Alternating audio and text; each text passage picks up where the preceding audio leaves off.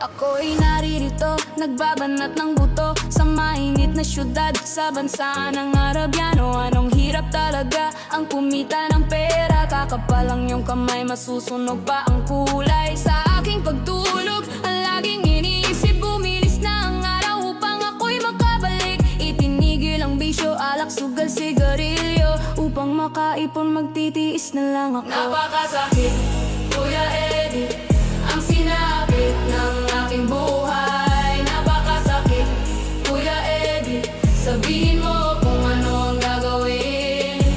At ako ay natuwa, sumulat ang aking anak.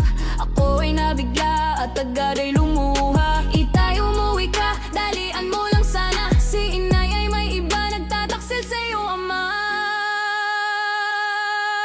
Napakasakit, Kuya Eddie,